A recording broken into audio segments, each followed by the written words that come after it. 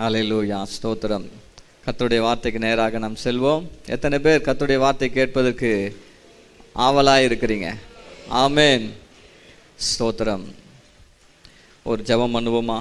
அன்பின் பரலோக தகப்பனே, இந்த காலை வேளையிலே உம்முடைய சமூகத்திலே வந்திருக்கிற எங்களை கர்த்தர் தாமே ஆண்டவரே நோக்கி பார்த்து உம்முடைய திருமுகத்தை எங்கள் மேலே பிரகாசிக்க செய்யும். ஆண்டவரே, ஜீவனும் ஆவியுமாக இருக்கிற உம்முடைய வார்த்தைகளை எங்களுக்குள்ளே அனுப்புங்கப்பா. உம்முடைய வார்த்தைகளை அனுப்பி எங்களை உயிர்ப்பீங்க ஆண்டவரே. ஆண்டவரே, எங்களை கட்டி எழுப்புங்க ஆண்டவரே. ஏசப்பா, உம்முடைய வார்த்தைகள் எங்களுடைய வாழ்க்கையாய் மாறட்டும் ஆண்டவரே. உம்முடைய வார்த்தையை நேசிக்கிறவர்களுக்கு மிகுந்த சமாதானம் உண்டுன்னு சொல்லியிருக்கிறீங்களப்பா. உம்முடைய வேதத்தை, வார்த்தையை அதிகமாய் நேசிக்க எங்களுக்கு கிருபை தாங்கப்பா, கிருபை தாங்க. எங்கள் இருதயத்தில் அதை பத்திரப்படுத்த காத்துக்கொள்ள எங்களுக்கு உதவி செய்யுங்க ஆண்டவரே. அதன்படி நடக்க கவனமாக இருக்க கர்த்தர் எங்களுக்கு கிருபை செய்யுங்க. இயேசுவின் நாமத்தில் ஜெபிக்கிறோம் நல்ல பிதாவே, ஆமென். எபிரேயர் நிருபம் 6ஆம் அதிகாரம் 1, 2, 3 ஆகிய வசனங்களை வாசிக்க கேட்போம். ஆகையால் கிறிஸ்துவை பற்றி சொல்லிய மூல உபதேச வசனங்களை நாம் விட்டு செத்த கிரியைகளுக்கு நீங்களாகும் மனம் திரும்புதல், தேவன் பேரில் வைக்கும் விசுவாசம், ஸ்நானங்களுக்கு அடுத்த உபதேசம், கைகளை வைக்குதல், மரித்தோரின் உயிர்த்தெழுதல், நித்திய நியாய தீர்ப்பு என்பவைகளாகிய அஸ்திபாரத்தை மறுபடியும் போடாமல் பூர்ணர் ஆகும்படி கடந்து போவோமாக. தேவனுக்கு சித்தமானால் இப்படியே செய்வோம். கர்த்தருடைய பரிசுத்த நாமத்துக்கு மகிமை உண்டாவதாக. தேவனுக்கு சித்தமானால் இப்படியே செய்வோம். சொல்லுங்க, தேவனுக்கு சித்தமானால் இப்படியே செய்வோம். அப்போஸ்தலனாகிய பவுல் இந்த இடத்துல சொல்லும்போது இப்படியே செய்வோம் என்று எழுதாம தேவனுக்கு சித்தமானால் இப்படியே செய்வோம். நானும் யோசித்தேன், ஏன் இப்படி எழுதியிருக்கணும்? இது தேவனுடைய சித்தம் தானே, இல்லையா? இந்த வசனத்தை வாசித்து பார்க்கும்போது 2ஆம் வசனத்தின் கடைசி பகுதி பூரணராகும்படி கடந்து போவோமாக அப்படின்னு எழுதுறார். பூரணராகும்படி கடந்து போவோமாக அப்படின்னு சொல்லிட்டு தேவனுக்கு சித்தமானால் இப்படியே செய்வோம். அப்போ நாம் பூரணராக வேண்டும் என்பது தேவனுடைய சித்தம் தானே? ஆமேன், சொல்லுங்க. அப்படி என்றால் ஏன் சித்தமானால் நீ எழுதணும்? எனக்கு ஒரு கேள்வி, ஏன் அப்படி எழுதணும்? தேவனுக்கு சித்தமானால் பாருங்க, அப்படி என்றால் என்ன அர்த்தம்னா, நிறைய பேருடைய வாழ்க்கையிலே நாம் பூரணராகும்படி கடந்து போவதற்கு இன்னும் நாம் அந்த ஒரு நிலைக்கு, அந்த ஸ்டேஜுக்கு வரலைன்னு அர்த்தம். அப்போ நிறைய பேருடைய வாழ்க்கையிலே பூர்ணராகும்படி கடந்து போவதற்கு தேவ சித்தம் உண்டாகவில்லை. அப்போ அவங்களை குறித்த தேவனுடைய சித்தம் என்ன அப்படின்னு பார்க்கும்போது அவர்கள் எப்படிப்பட்டவங்களா இருக்கிறாங்க என்பதை நம்ம தெரிஞ்சுக்க போறோம். தெரிஞ்சுக்கலாமா? வாசிக்கலாம் 1ஆம் வசனத்தில். ஆகையால் கிறிஸ்துவை பற்றி சொல்லிய மூல உபதேச வசனங்களை நாம் விட்டு செத்த கிரியைகளுக்கு நீங்களாகும் மனம் திரும்புதல், தேவன் பேரில் வைக்கும் விசுவாசம். கிறிஸ்துவை பற்றி சொல்லிய மூல உபதேச வசனங்களை நாம் விட்டு என்று எழுதப்பட்டிருக்கு.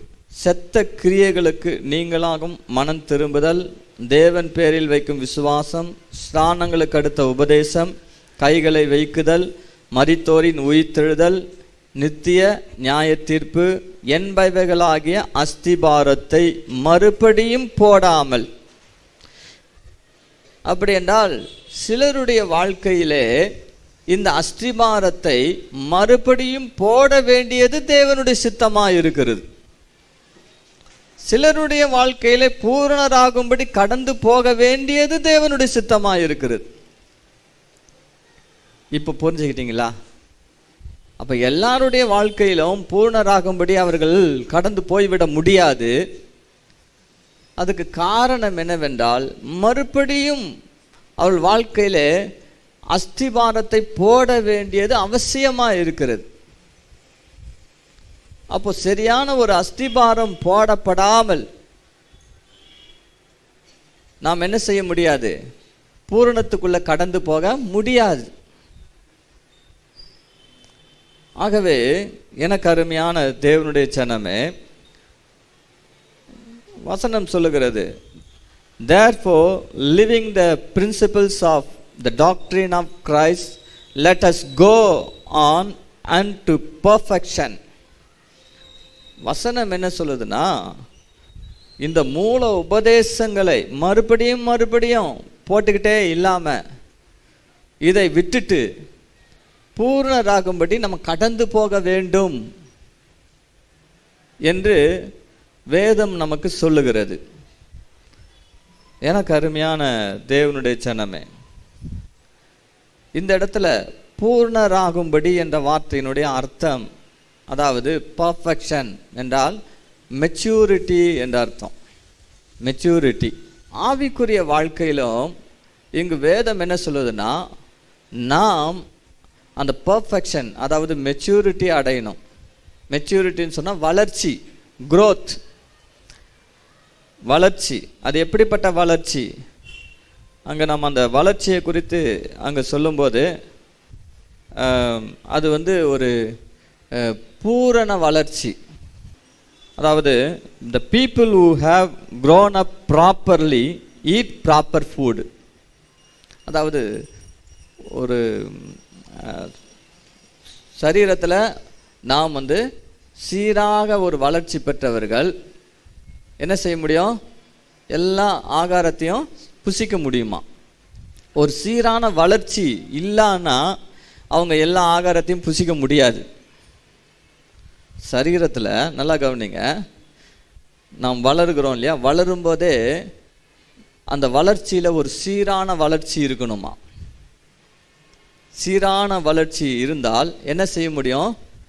எல்லா விதமான ஆகாரத்தையும் நம்மால் சாப்பிட முடியும். இன்னைக்கு சின்ன வயசுலேயே சில பேரால் சில ஆகாரத்தை சாப்பிட முடியல. காரணம் என்ன தெரியுமா? அவருக்கு வளரும்போதே அப்படி வளர்ந்துட்டாங்க. வளரும்போதே எப்படி வளர்ந்துட்டாங்க? இது எனக்கு பிடிக்காது, இது எனக்கு பிடிக்காது, இது பிடிக்காது அப்படின்னு சொல்லி அவங்க தம் பிடிச்சதையே சாப்பிட்டு வளர்ந்துட்டாங்க. வளர்ந்ததுனால என்ன ஆகிப்போச்சு? அந்த சீரான வளர்ச்சி இல்லை.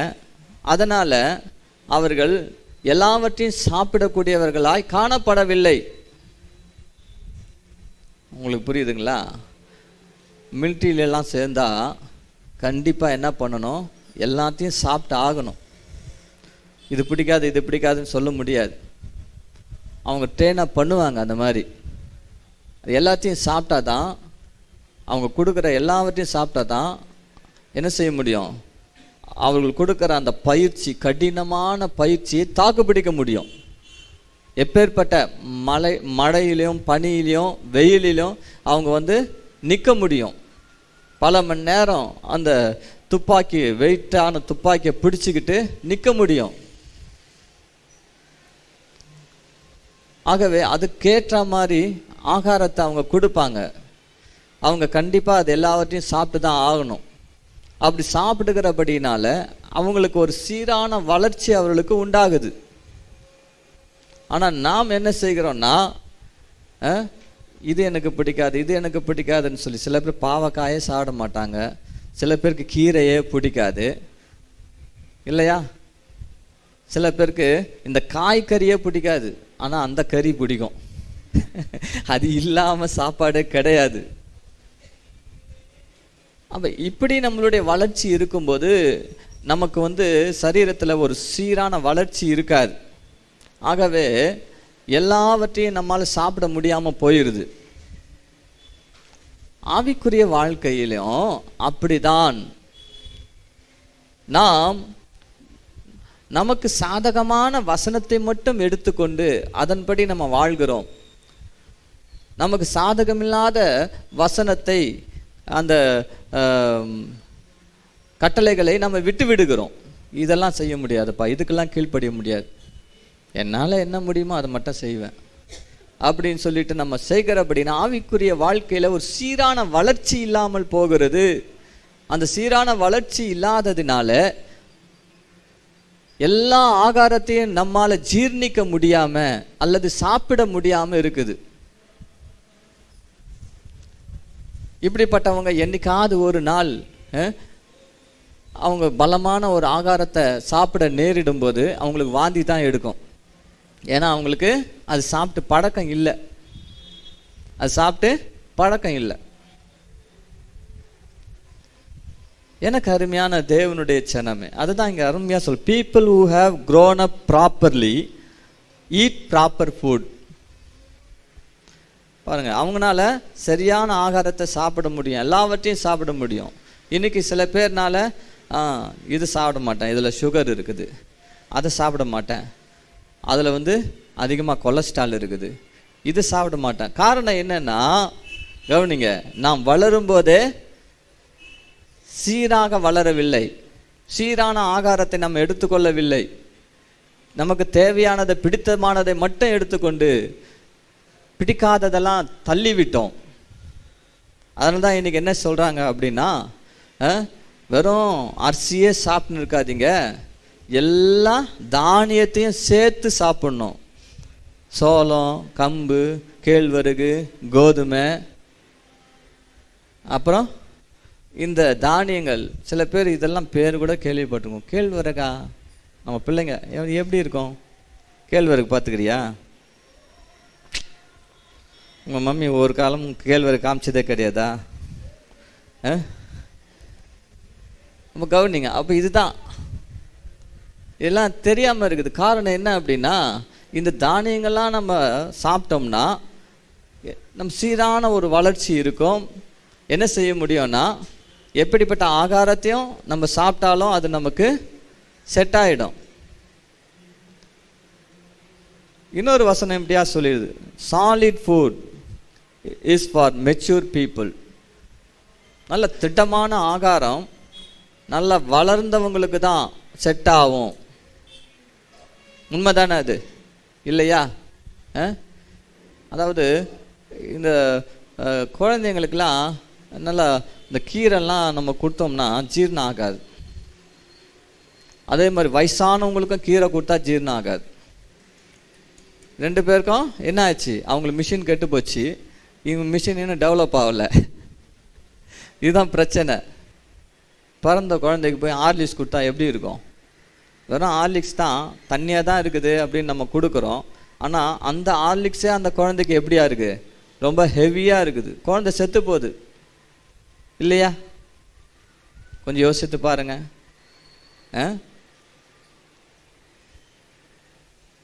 பிறந்த குழந்தை 6 மாதம் 3 மாதம் குழந்தைக்கு ஹார்லிக்ஸ் கொடுக்கக்கூடாதுங்க. தாய்ப்பால் அவ்வளோ தண்ணியாக இருக்கும். அப்போது குழந்தை வளர்ச்சி பெற பெற பெற தான் என்ன செய்ய முடியும், அது திட்டமான ஆகாரத்தை அது புசிக்க முடியும். கிறிஸ்துவுக்குள் நாமும் கூட என்ன செய்யணும் அப்படின்னா, நல்ல ஒரு பலமான ஆகாரம் சாப்பிடக்கூடிய அந்த ஒரு முதிர்ச்சி, அந்த ஒரு வளர்ச்சியை நாம் அடைய வேண்டும். அல்லேலூயா. the men of full growth என்று சொல்லுவாங்க. முழுமையான வளர்ச்சி பெற்ற ஒரு மனிதன் அவனுடைய வாழ்க்கையிலே கிறிஸ்துவுக்குள்ளே அவன் நல்ல பலமானவனாய் காணப்படுவான். அதுதான் நீங்க வாசிக்கிறோம். கிறிஸ்துவை பற்றி சொல்லிய மூல உபதேசங்களை நாம் விட்டு. அப்போ மூல உபதேசம்னு ஒரு உபதேசம் இருக்குது. என்ன உபதேசம்? மூல உபதேசம், பேசிக் டாக்டரின். அது என்ன அப்படின்னு கேட்டால், அது அங்கே சொல்கிறார் பாருங்க. மனம் திரும்புதல். எப்படிப்பட்ட மனம் திரும்புதல்? செத்த கிரியைகளுக்கு நீங்களாகும் மனம் திரும்புதல். அப்போது மனம் திரும்புதல்னா என்ன அர்த்தம்? செத்த கிரியைகளிலிருந்து நாம் மனம் திரும்ப வேண்டும். செத்த கிரியைகள்னா என்ன அர்த்தம்? ஆண்டவராகிய இயேசு கிறிஸ்துவை நாம் ஏற்றுக்கொள்ளும் போது என்னென்ன பாவ காரியங்களெல்லாம் நாம் விட்டு விட்டோமோ, எதுக்கெல்லாம் நம்ம மரித்து விட்டோமோ, அந்த மரித்து போன, அந்த செத்து போன அந்த பழைய பாவங்கள், அந்த பழைய கிரியைகள், செத்து போனவைகள் மறுபடியும் என் வாழ்க்கைக்குள்ள வரக்கூடாது. அதான் செத்த கிரியைகள். Praise the Lord. செத்த கிரியைகள்னா என்னம்மா? பக்கத்தில் இருக்கிறவங்களை பார்த்து கேளுங்களேன், செத்த கிரியைனா என்னன்னு கேளுங்க.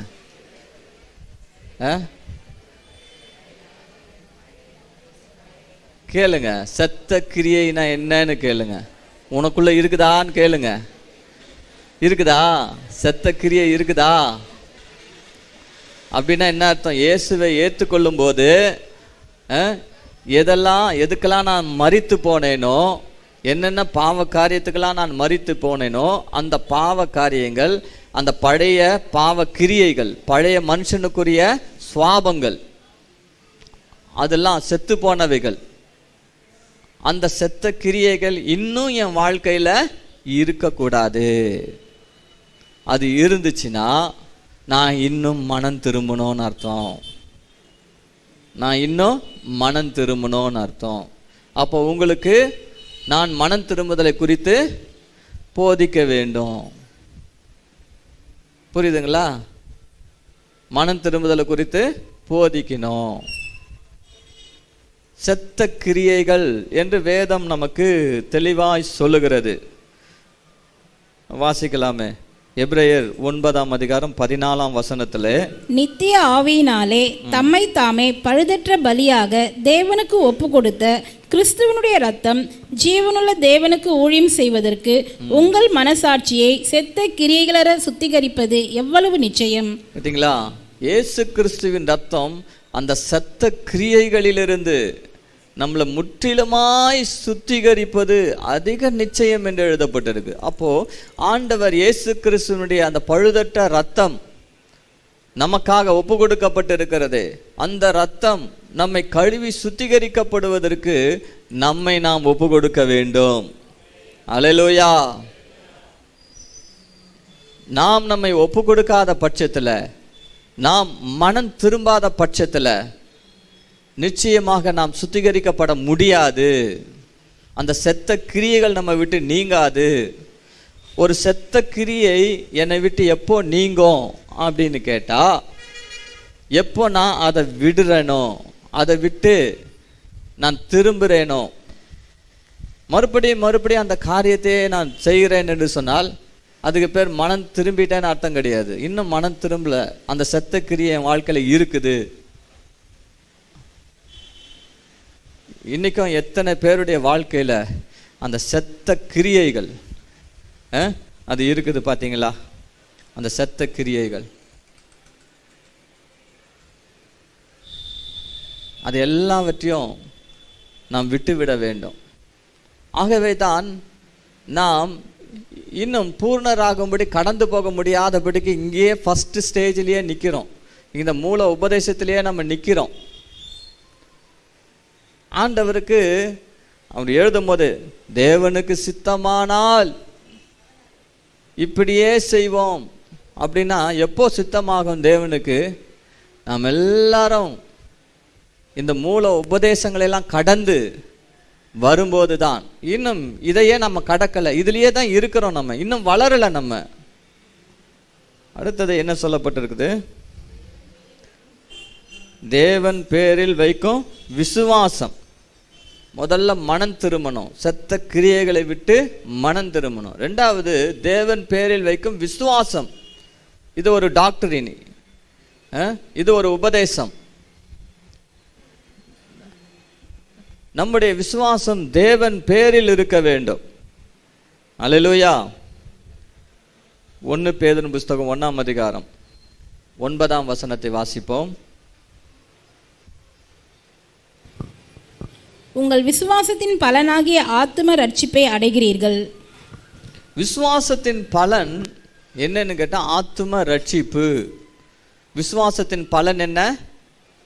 ஆத்தும ரட்சிப்பு. சொல்லுங்க, விசுவாசத்தின் பலன் ஆத்தும ரட்சிப்பு. ஆகவே உபதேசங்களில ஒன்று அது என்னன்னு கேட்டா விசுவாசம். தேவன் மேல விசுவாசம் வைக்கணும். நம்முடைய ஆத்துமா ரட்சிக்கப்படணும்னா நாம் விசுவாசத்துல தான் வாழணும். ஆண்டவருடைய பிள்ளைகள் எப்படி வாழணும்? விசுவாசத்துல வாழணும். சில பேருக்கு அப்படி அல்ல, எது இருந்தாலும் அது இல்லைன்னா என்னால் வாழ முடியாது. எதையாகிலும் ஒன்றை பிடித்து கொண்டு இருப்பார்கள். எனக்கு அருமையான தேவனுடைய ஜனமே, விசுவாசத்திலே பிழைக்க கற்றுக்கொள்ள வேண்டும். விசுவாசத்தில் பிழைக்கிறவன் தான் நீதிமான். விசுவாசத்தினுடைய பலன் தான் ஆத்தும ரட்சிப்பு. அல்லேலூயா. எல்லா காரியத்துக்கும் ஆண்டவர் மேல விசுவாசம் வைங்க. நிச்சயமாக கர்த்தரிடத்திலிருந்து எல்லா காரியம் நமக்கு கிடைக்கும். ஆமென். ஆகவே தான் வேதம் என்ன சொல்லுகிறது? 21ஆம் வசனத்தை வாசிங்க. 1 பேதுரு 1:21. உங்கள் விசுவாசமும் நம்பிக்கையும் தேவன் மேல் இருக்கும்படி அவரை மரித்தோரிலிருந்து எழுப்பி அவருக்கு மகிமையை கொடுத்தார். பார்த்தீங்களா? உங்கள் விசுவாசமும் நம்பிக்கையும் யார் மேல இருக்கணும்? தேவன் மேல இருக்கணும். மனுஷன் மேல இருக்கக்கூடாது, பணத்து மேல இருக்கக்கூடாது, உங்களுடைய ஆஸ்திகள் சொத்துக்கள் மேல இருக்கக்கூடாது. உங்க விசுவாசம் தேவன் மேல இருக்கணும். நம்முடைய விசுவாசம் தேவனுடைய பலத்துல நிக்கணும். எதுல நிக்கணும்? தேவனுடைய பலத்துல நிக்கணும். மனுஷனுடைய ஞானத்துல அவனுடைய ஆலோசனையில நிக்கிற விசுவாசமா இருக்கக்கூடாது. யாரோ ஒருத்தவங்க சொன்னாங்க, அதனால நான் நம்புறேன், என் புள்ள பாஸ் ஆகணும்னு சொல்லி நான் வேண்டிக்கிட்டேன். ஒருத்தவங்க சொன்னாங்க, இளம் பங்காளர் திட்டத்தில் சேர்ந்துரு. நானும் சேர்ந்துட்டு என்ன பண்ணேன்? மாதம் மாதம் வாரம் வாரம் பணம் அனுப்பின்னு இருக்கிறேன். என் பிள்ளைக்காக ஜெபிக்கிற ஒரு கூட்டம் இருக்குது. எப்பா, உன் விசுவாசம் ஆண்டவர் மேலே இருக்குதா? மனுஷனுடைய ஞானத்தில் இருக்குதா? மனுஷனுடைய ஆலோசனையில் நிற்குதா? எதில் நிற்குது? நிறைய பேருடைய விசுவாசம் ஆண்டவர் மேலே போக மாட்டேங்குது. யாரோ எனக்காக ஜெபிக்கிறாங்க, அவங்கள நம்பி இருக்கிறேன். யாரோ எனக்காக என்னவோ பண்ணுறாங்க, அதனால் நான் பாஸ் ஆகிடுவேன், நான் மேலே போயிடுவேன், என் பிள்ளைக்கு வேலை கிடச்சிரும். இன்னைக்கு தவறாக சொல்லவில்லை, கவனிங்க. சில பேருடைய விசுவாசம் அப்படி இருக்கு, மனுஷனுடைய ஞானத்தில் இருக்குது, மனுஷனுடைய ஆலோசனைகளில் இருக்குது. எனக்கு அருமையான தேவனுடைய ஜனமே, 1 கொரிந்தியர் 2ஆம் அதிகாரம் 4-5 வாசித்து பாருங்கள். அப்போஸ்தலனாகிய பவுல் என்ன சொல்றாரு? உங்கள் விசுவாசம் மனுஷருடைய ஞானத்தில் அல்ல, தேவனுடைய பலத்தில் நிற்கும்படிக்கு என் பேச்சும் என் பிரசங்கமும் மனுஷ ஞானத்திற்குரிய நயவசனம் உள்ளதாயிராமல் ஆவியினாலும் பலத்தினாலும் உறுதிப்படுத்தப்பட்டதாய் இருந்தது. அநேகருடைய பேச்சும் பிரசங்கமும் நய வசனிப்புள்ளதாய் இருக்கிறது.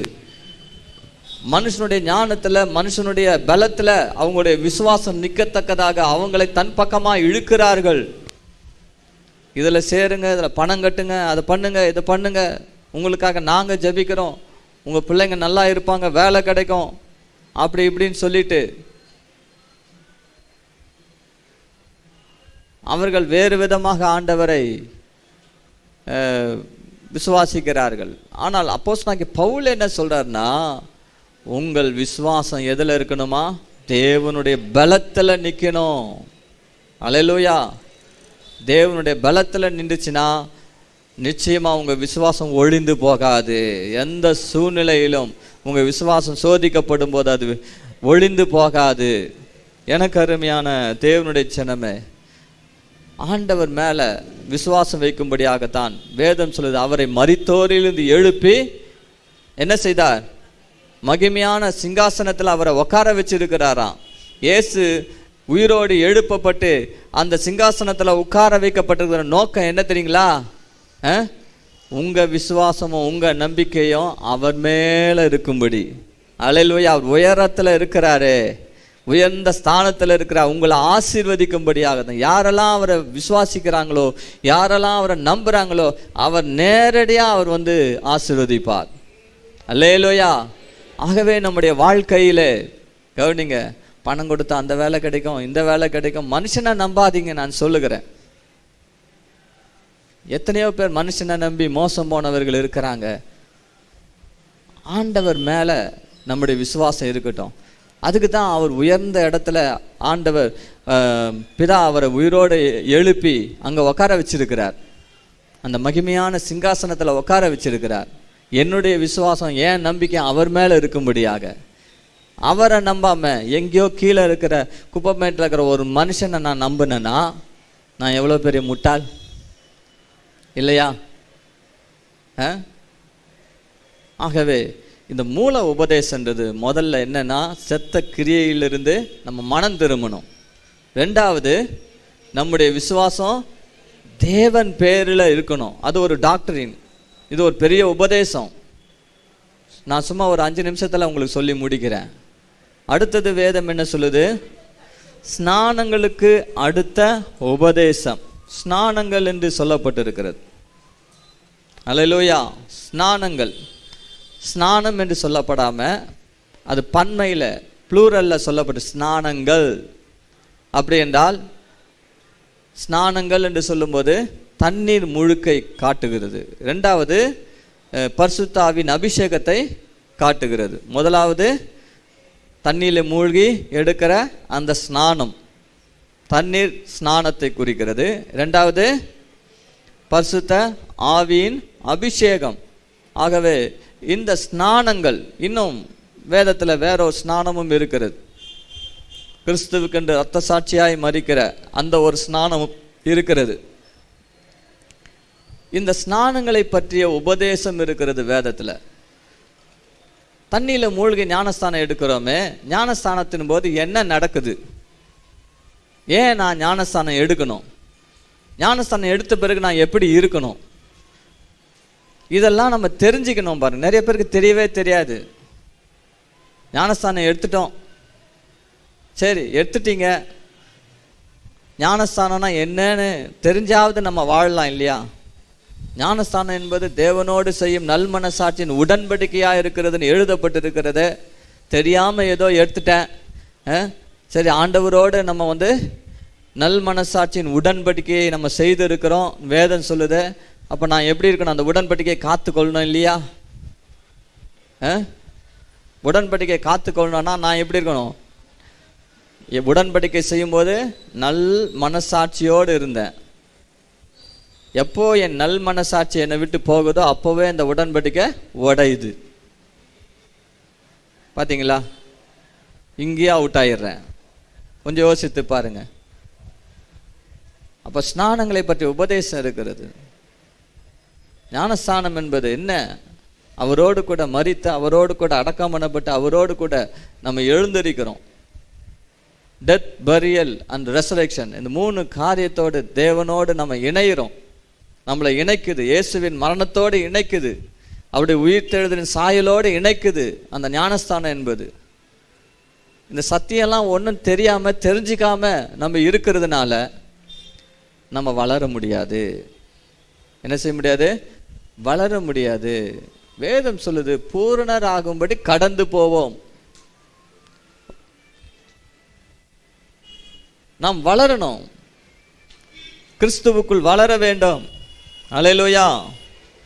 எனக்கு அருமையான தேவனுடைய ஜனமே, அங்கு பரிசுத்தாவின் அபிஷேகம், அது ஒரு ஸ்நானம். அந்த அபிஷேகத்தை நாம் பெறணும். இன்னும் எத்தனை பேர் அபிஷேகம் பெறாமல் இருக்கிறோம்? அப்படின்னா என்ன அர்த்தம்னா, இன்னும் மூல உபதேசத்தையே நம்ம கடந்து போகலைன்னு அர்த்தம். இன்னும் நம்ம வாழ்க்கையில் அஸ்திபாரம் போட வேண்டிய சூழ்நிலையில் நம்ம இருக்கிறோம் இல்லையா? இந்த அஸ்திபாரம் இல்லாவிட்டால் எப்படி கட்டி எழுப்ப முடியும்? ஒரு கட்டடம் கட்டணும்னா அதுக்கு என்ன செய்யணும்? அஸ்திபாரம் போடணும் இல்லையா? அஸ்திபாரம் இல்லாமல் எங்கன்னா கட்டடம், வீடு கட்டுறதை பார்த்துக்கிறீங்களா? அந்த வீடு நிற்காது, அந்த வீடு நிற்காது. நிறைய பேருக்கு இந்த மூல உபதேசமே தெரியாது. ஆனால் பாருங்க, ரொம்ப பரிசுத்தமாக அவங்க பூர்ணத்தை கடந்து போகிற மாதிரி 40 நாள் உபவாசம். 40 நாள் உபவாசமா? சரிங்க சிஸ்டர், ஞானஸ்தானம்னா என்ன சிஸ்டர்? தெரியாது. தேவன் மேலே வைக்கிற விசுவாசம்னா என்ன சிஸ்டர்? தெரியாது. மூல உபதேசமே தெரியல, 40 நாள் உபவாசம் இருக்கிறாங்களாம். பூரணத்துக்கு நேராக போகிறாங்களாம். என்னையா இது? கொஞ்சம் யோசித்து பாருங்க. எனக்கு அருமையான தேவனுடைய ஜனமே, கர்த்தருடைய பிள்ளைகள், அல்லேலூயா. கொஞ்சம் நல்லா உக்காருங்களேன், எல்லாம் காலை மடக்கி நல்லா ஆயா மாதிரி உக்காந்துக்கிறீங்க. ஸ்நானங்களுக்கு அடுத்த உபதேசம். அடுத்தது கைகளை வைக்குதல். என்னங்க எது கையை வைக்கிறதுனா என்னது? கையை வைக்கிறதுனா என்னது? ஒருத்தன் மேலே கையை வைக்கிறதா? ஆண்டவர் கையை வைக்க சொல்லிக்கிறார்ப்பா, டமால்னு குத்துறது, அடிக்கிறது, கையை வைக்க சொல்லியிருக்கிறாருன்னு காணிக்கை பெட்டியில் கையை வைக்கிறது. கையை வைக்கிறதுனா என்னதுங்க? அது ஒரு உபதேசம் வேதத்தில். அதெல்லாம் பைபிள் ஸ்டடிக்கு வந்தால் தான் தெரியும். என்னவோ கையை வைக்கிறதுன்னு சொல்கிறாங்கல்ல, அப்படின்னா என்ன? அப்படின்னா கையை வைக்கிறதுனா சுகத்துக்காக ஜெபிக்கிறதுன்னு அர்த்தம். கையை வைக்கிறதுன்னு என்ன அர்த்தம்? அப்போஸ்தலர் 28:8 வாசிங்க.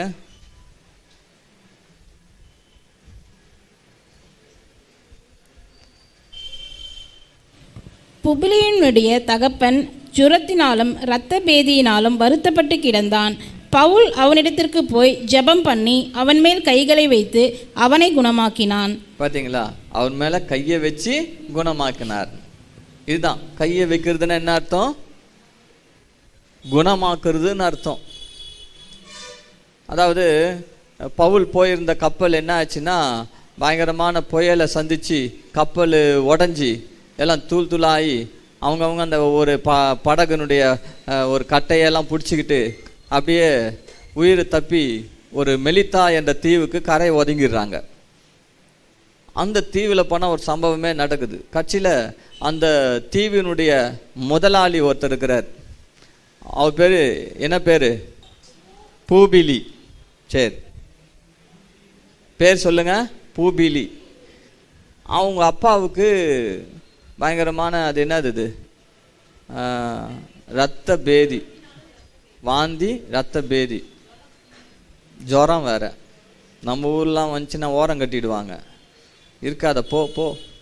அது ஒரு கொள்ளை நோய். அது என்னது? அது கொள்ளை நோய். அது வாரின்னு போவோம். ஆமாம், வாரின்னு போவோம்னா எப்படி? குப்பை லாரி வாரின்னு போது குப்பை, அது போல் ஒரு ஊரையே வாரின்னு போயிடும். ஒருத்தருக்கு வந்துச்சுன்னா போதும். அந்த மாதிரி வியாதி தான் இந்த ஆளுக்கு, அந்த முதலாளியினுடைய தகப்பனுக்கு வந்துருச்சு. நம்மனா போய் கிட்ட போய் ஜெபம் பண்ணுவோமா? ஐயோ எங்கேயா நமக்கு ஒட்டிக்க போகுது, நம்ம பயப்படுறோம். ஆண்டவருடைய பிள்ளைகள் பூரணத்தை கடந்து போனோம்மா. பூரணத்தை கடந்து போனோம்னா இது மூல உபதேசம். மூல உபதேசத்தில் ஒன்று தான் கையை வைக்கிறது. அப்போ நீங்கள் கையை வச்சா என்ன ஆகணும்? மற்றவங்களுக்கு சுகம் கிடைக்கணும். அல்லேலூயா. உங்கள் கையில் என்ன இருக்குது? உங்கள் கையில் என்னங்க இருக்குது? ஐயோ, நான் கையை வச்சேன்னா அவங்க விளங்காமல் போயிடுவாங்க. என் கை மோசமான கை.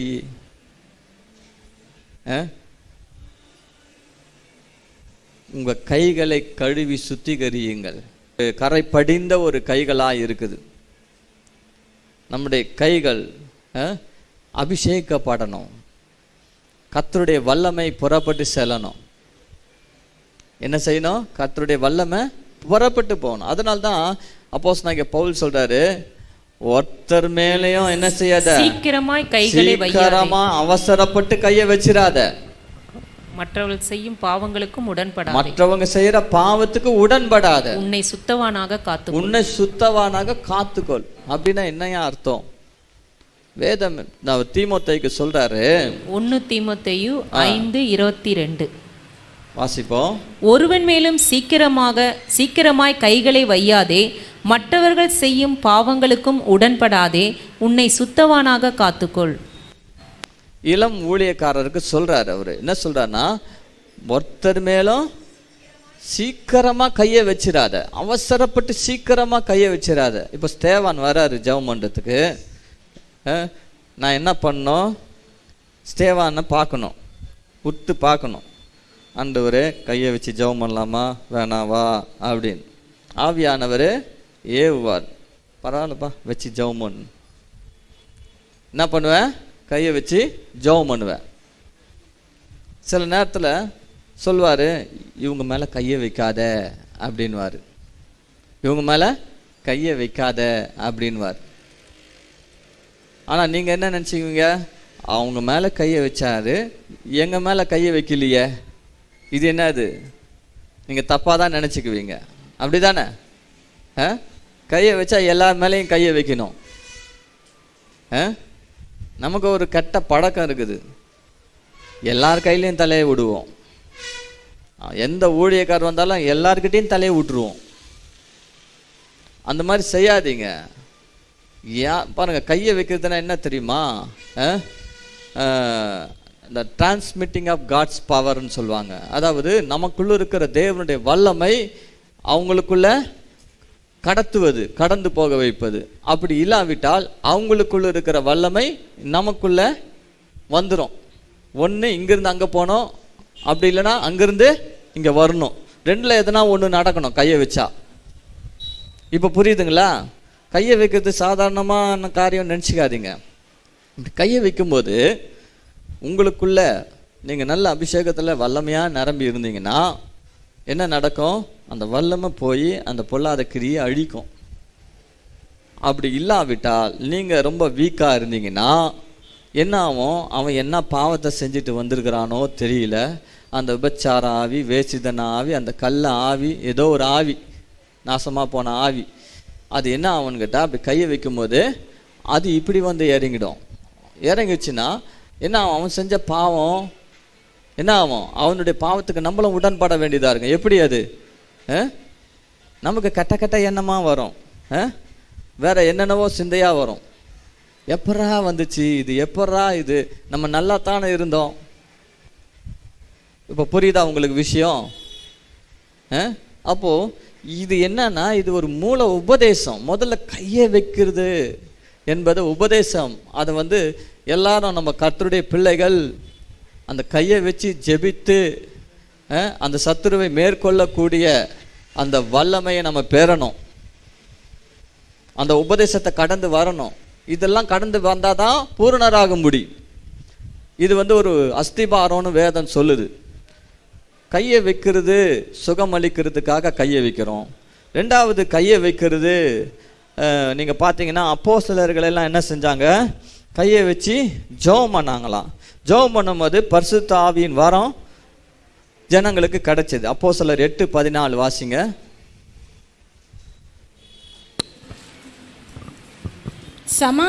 சமாரியர் தேவவசனத்தை ஏற்றுக்கொண்டதை எருசலேமில் உள்ள அப்போஸ்தலர்கள் கேள்விப்பட்டு பேதுருவையும் யோவானையும் அவர்களிடத்திற்கு அனுப்பினார்கள். இவர்கள் வந்தபொழுது அவர்களில் ஒருவனும் பரிசுத்த ஆவியை பெறாமல் கர்த்தராகிய இயேசுவின் நாமத்தினாலே ஞானஸ்நானத்தை மாத்திரம் பெற்றிருந்தவர்களாக கண்டு அவர்கள் பரிசுத்த ஆவியை பெற்றுக்கொள்ளும்படி அவர்களுக்காக ஜெபம் பண்ணி அவர்கள் மேல் கைகளை வைத்தார்கள். பரிசுத்த ஆவியை பெற்றுக்கொள்ளும்படி அவங்களுக்காக ஜெபம் பண்ணிட்டு அவங்க மேல கையை வச்சாங்களாம். அப்பொழுது அவர்கள் பரிசுத்த ஆவியை பெற்றார்கள். கையை வச்சோன்னே பரிசுத்த ஆவியை பெற்றுக்கொண்டாங்க. கையை வச்சோன்னே சுகம் அடைகிறாங்க. அதுதான் ஆண்டவர் சொல்றாரு, வியாதியஸ்தர் மேல் கைகளை வைப்பீர்கள், அப்பொழுது அவர்கள் சொஸ்தமாவார்கள். கையை வச்சா போதும் அப்படின்றாரு. அவங்க மேலே இப்படி சும்மா வச்சாலே போதும், அவங்க சுகமடைவாங்க. நீங்கள் என்ன காரியத்துக்காக ஜெபம் பண்ணிட்டு கையை வைக்கிறீங்களோ அந்த வல்லமை நீங்கள் கையை வைக்கும் போது அவங்க மேலே இறங்கிடும். அல்லேலூயா. இதுதான் உண்மை. எத்தனை பேர் விசுவாசிக்கிறீங்க? இதை தெரிஞ்சோ என்னவோ தெரியல, நிறைய பேர் ஜெபம் பண்ணவே வருவதில்லை என்கிட்ட. நல்லது, வராத வரைக்கும் நல்லது. ஆனால் மாதத்துக்கு ஒரு முறையாவது கர்த்தர் உங்களுக்குன்னு கொடுத்த மேய்ப்பன்கிட்ட நீங்கள் ஜெபம் பண்ணிக்கிறது நல்லது. யார் யாருக்கிட்டேயோ போய் தலையை விட்டு நீங்கள் ஜெபம் பண்ணுறது காட்டிலும் நீங்கள் என்ன செய்யணும், உங்கள் மேய்ப்பன்கிட்ட நீங்கள் ஜெபம் பண்ணிக்கிறது நல்லது. எனக்கு அருமையான தேவனுடைய சனமே, கவனிங்க.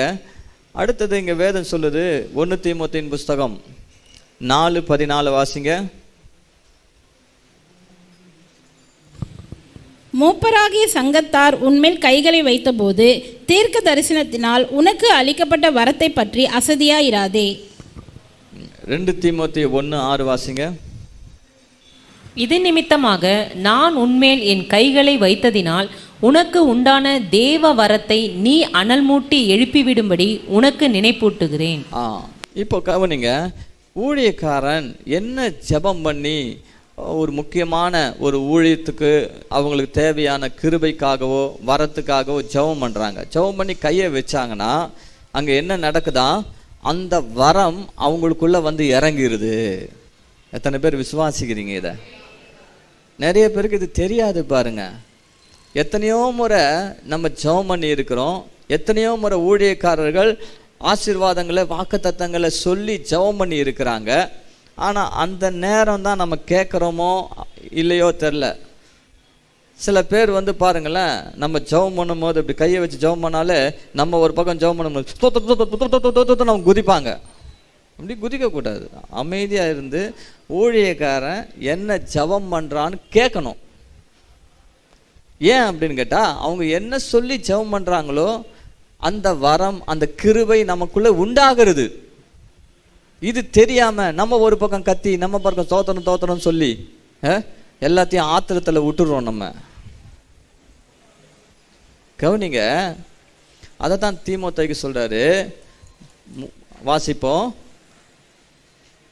அந்த கடைசி வசனத்தை வாசிங்க. உன்மேல் கைகளை வைத்ததினால் சொல்றார், நான் உன்மேல் கைகளை வைத்ததினால் உனக்கு உண்டான தேவ வரத்தை. உனக்கு என்ன உண்டாச்சா? தேவ வரம். அப்ப என்ன காரியத்துக்காக சொல்லி நான் ஜெபம் பண்ணேனோ அந்த வரம் உனக்குள்ள உண்டாய் இருக்கிறதுப்பா. நீ என்ன செய்யணும்னா அத நீ அனல் மூட்டி எழுப்பி விடு. அப்படின்னா என்ன அர்த்தம்? நீ அதை விசுவாசித்து முழங்கால் படிட்டு நீ ஜெபம் பண்ணி அனல் மூட்டி அபிஷேகத்தில் நிரம்பி அந்த வரத்தை உனக்குள்ளிருந்து எழுப்பி விடு. அல்லேலூயா. நிறைய பேருக்குள்ள இந்த மாதிரி ஊழியக்காரர்கள் ஜெபித்த ஆசீர்வாதங்கள், இந்த கிருபைகள் வரங்கள்லாம் அப்படியே சமாதி கட்டி சிமெண்ட் போட்டு பார்த்தீங்கன்னா, அந்த கல்லறையில் பார்த்தீங்கன்னா நல்லா பள்ளிங்கு கல் வச்சு ஏந்திரிக்கவே கூடாது. ஆண்டவர் வந்தால் கூட, ஏசப்பா வந்தால் கூட உயிரோடு ஏந்திரிக்க கூடாது. அந்த மாதிரி கல்லறையை போட்டு சிமெண்ட்டை போட்டு மூடிடுவாங்க. அந்த மாதிரி தான் நமக்குள்ள புதஞ்சு போய் கிடக்குது. வேதம் சொல்லுகிறது, அதை அனல் மூட்டி எழுப்பு வீடு. அல்லேலூயா. அனல் மூட்டு எரிய வீடு, கர்த்தர் மகிமை உன்மேல் உதித்தது. அனல் மூட்டு எரிய வீடு, கர்த்தர் மகிமை உன்மேல் உதித்தது. காரிருள் மத்தியில் நித்திய வெளிச்சம் நீ, காரிருள் மத்தியில் நித்திய வெளிச்சம் நீ. எழுந்து ஒளி வீசு, நித்திய வெளிச்சம் நீ. எழுந்து ஒளி வீசு, நித்திய வெளிச்சம் நீ. தேவ வரங்கள் உங்களுக்குள்ளே அப்படியே புதைந்து இருக்கிறது. ஊழியக்காரர்கள் உங்கள் மேல் கைகளை வைத்து ஜெபித்ததினால் உங்களுக்கு உண்டாயிருக்கிற வரத்தை குறித்து நீங்கள் அசதியாய் இருக்கிறீர்கள். நீங்கள் பெற்றுக்கொண்டும் இன்னும் பெறாதவர்கள் போல ஜெபித்து கொண்டு இருக்கிறீர்கள். அதை விசுவாசிக்காமல் இருக்கிறீர்கள். உங்களுக்குள்ளே அது உண்டாயிருக்கிறது என்பதை நீங்கள் அறிய வேண்டும். நீங்கள் அதை விசுவாசிக்க வேண்டும். அதை அனல் மூட்டி எழுப்பிவிட வேண்டும். அல்லேலூயா. கைகளை வைக்குதல் என்பது ஊழியத்துக்காக அவர்கள் மேல் கைகளை வைத்து ஜெபித்து அவர்களை பிரித்தெடுப்பாங்க. ஊழியத்துக்காக. எனக்கு அருமையான தேவனுடைய ஜனமே, அப்போ கைகளை வைக்குதல் என்பது என்னதென்பதை நாம் அறிய வேண்டும். ஏன்னா ஒரு காரியத்துக்காக யாராவது வந்தாங்கன்னா, இங்கே சபையில் இருக்கிற யாரையாவது ஒருத்தரை பார்த்து, ஒரு தம்பியை பார்த்து இப்போ ஜெபம் பண்ணு அப்படின்னு சொன்னால் எப்படி இருக்கணும்? திவாகரன்னு வச்சுக்கோங்களேன், என்ன பண்ணணும்? கையை வச்சு ஜெபிக்கிற அளவுக்கு அவர் என்ன பண்ணிருக்கணும்? வளர்ந்து இருக்கணும்.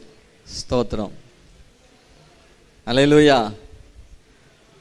தலைமை சபையில் ஒருத்தர் வந்து முட்டி போட்டார் ஜெபம் பண்ணுறதுக்கு. அப்போ இன்னொரு ஊழியக்காரர் என்ன பண்ணார், அவர் ஜெபிக்கிறாரு. ஜெபம் பண்ணும்போது உள்ளேருந்து பிசாசு பேசுது, போகமாட்டேன், நான் போகமாட்டேன், நான் போகமாட்டேன். இவர் பார்த்தாரு, சரி நீ போகலன்னா நான் போகிறேன்.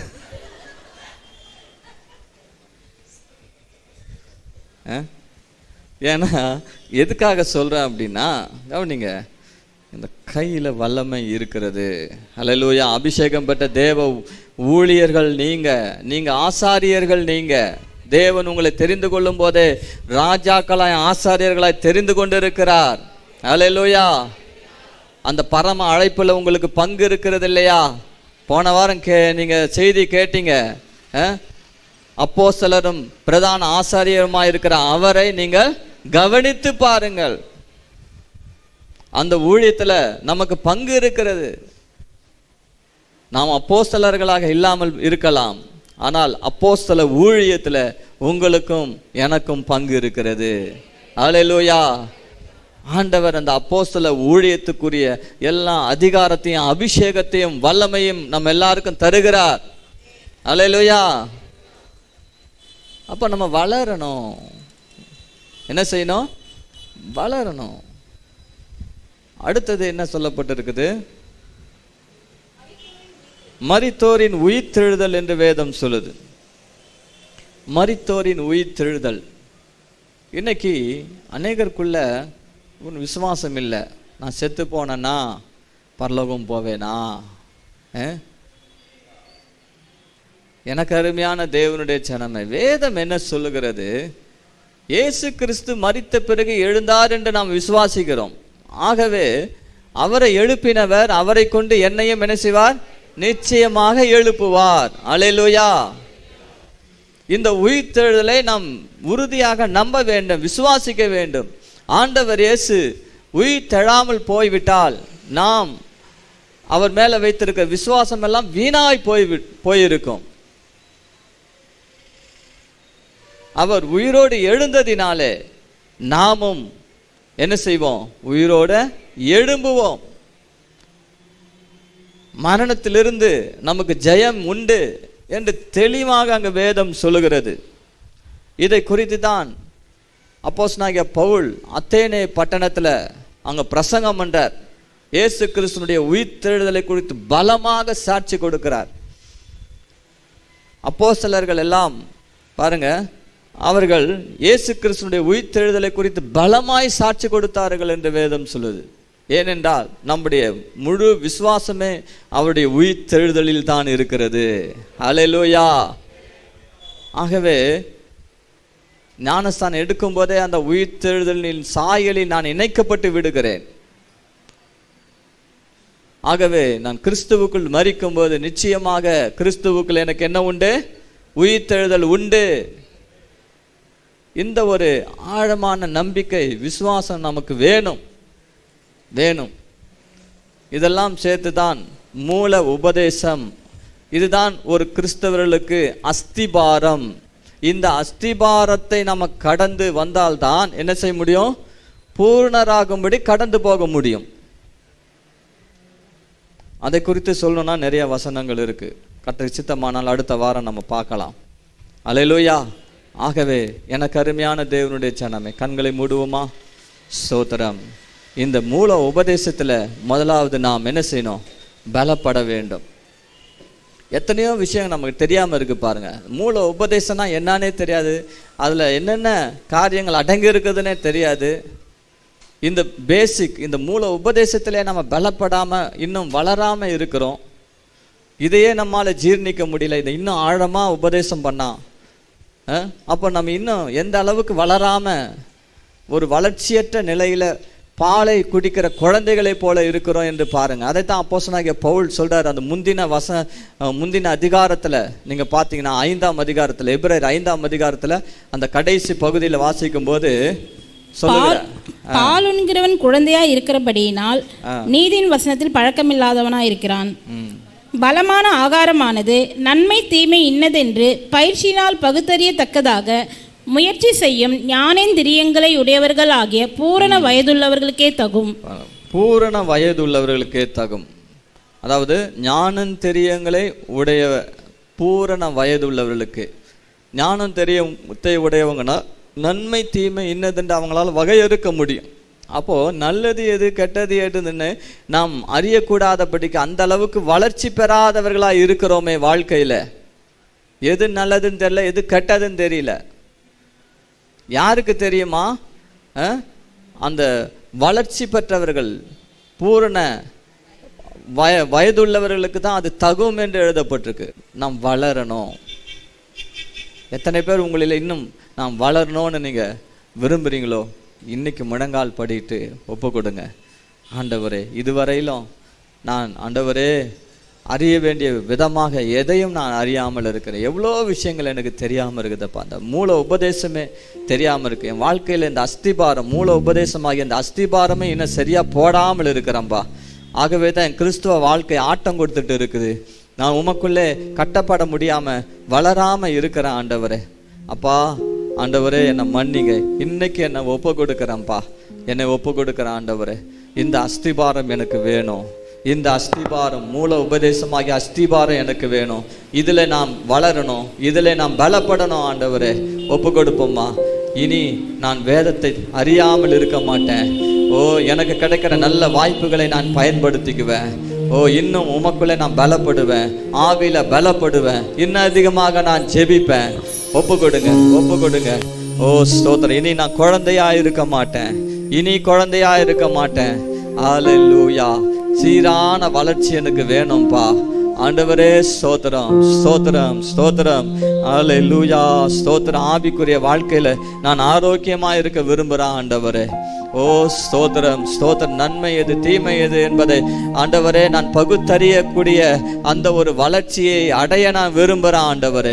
குழந்தையா இருக்க நான் விரும்பலப்பா. ஆவிக்குரிய வாழ்க்கையில குழந்தையா இருக்க விரும்பல ஆண்டவரே. இயேசுவே ஸ்தோத்திரம். உமக்கு பிரியமானது என்னதென்பதை ஆராய்ந்து அறியத்தக்கதாக என்னுடைய மனம் ஆண்டவரே நான் புதிதாக வேண்டும் அப்பா. உமக்குள்ளே நான் பலப்பட வேண்டும், வளர வேண்டும். இன்னும் குழந்தையாகவே நான் இருக்க விரும்பலப்பா. என்னை மாற்றுங்க, எனக்கு வளர்ச்சியை தாங்க. ஹல்லேலூயா, ஹல்லேலூயா. ஓ, எனக்கு ஆண்டவரே ஸ்தோத்திரம். இந்த அஸ்திபாரம் வேணும்ப்பா. இந்த அஸ்திபாரத்தில் நான் கட்டப்பட்டு எழுப்பப்படணும் ஆண்டவரே. ஓ ஸ்தோத்திரம், ஸ்தோத்திரம். தேங்க்யூலா. உண்மையாய் ஒப்பு கொடுத்து ஜெபிக்கிற உங்களை ஆவியானவர் பார்க்கிறாரு. கர்த்தருடைய ஆவியானவர் பொறுப்பெடுக்கிறார். கர்த்தருடைய ஆவியானவர் உங்க வாழ்க்கையை பொறுப்பெடுக்கிறார். இன்று முதல் உங்களுடைய வாழ்க்கை ஓ மாறுகிறது. ஹல்லேலூயா. ஆவியானவருடைய கைகளிலே ஹல்லேலூயா அது வளர்ச்சி பெற போகிறது. ஆமென், ஆமென். ஸ்தோத்திரம். இனி நீ குழந்தை அல்ல, கிறிஸ்துவுக்குள் நீ குழந்தை அல்ல. Hallelujah, hallelujah. Rimalara tiralaba shaba ribana makara tiralara tiramalara dubi ankabauri antaraba. Hallelujah. Stotram, stotram, stotram, stotram. Thank you Jesus. ஜெபம் மூல உபதேசங்களை கடந்து உலகத்தின் வேஷத்தை மனமோ வந்தறுத்து நலமென காண்பதை நாள்தோறும் உணர்ந்து பூரணராக கடவோம்.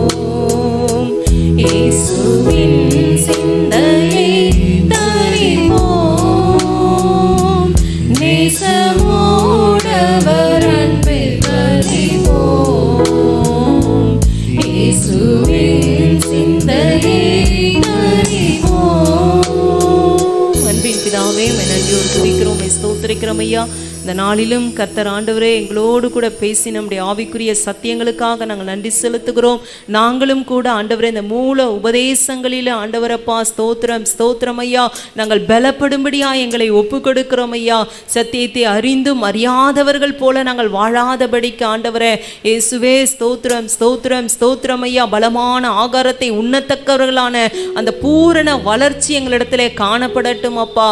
ஆண்டவரே ஸ்தோத்திரம் ஸ்தோத்திரம், சத்தியத்தின் மேல் ஒரு வாஞ்சை ஒரு தாகம் எங்களுக்கு உண்டாகட்டும் ஆண்டவரே இயேசுவே ஸ்தோத்திரம் ஸ்தோத்திரம். மாம்சத்துக்குரியவர்களாய் இருந்து பாலை உண்ணத்தக்கவர்களாய் நாங்கள் இராதபடிக்கு ஆண்டவரே பலமான ஆகாரத்தை உண்ணத்தக்கவர்களாய் ஆண்டவரே ஆவிக்குரியவர்களாய் ஆண்டவரே எங்களை ஒவ்வொருவரையும் நீங்க மாற்றுங்கப்பா, மாற்றுங்க ஆண்டவரே இயேசுவே ஸ்தோத்திரம் ஸ்தோத்திரம் ஸ்தோத்திரம் ஐயா. பூரணத்தை நோக்கி ஆண்டவரே நாங்கள் கடந்து போகும்படியான அந்த வாஞ்சையை முதலாவது நீங்க தாங்கப்பா இயேசுவே ஸ்தோத்திரம் ஸ்தோத்திரம். விழுந்து விழுந்து எழுந்திருக்கிற நிலைமை வேண்டாம் அப்பா ஆண்டவரே. உம்முடைய உபதேசங்களிலே ஸ்திரப்பட பலப்பட கர்த்தர் உதவி செய்யுங்க. நீரே மகிமைப்படுவீராக இயேசுவின் நாமத்தில் பிதாவே, ஆமென். ஆமென் ஆமென். எல்லாரும் எழுந்து நிற்போம்.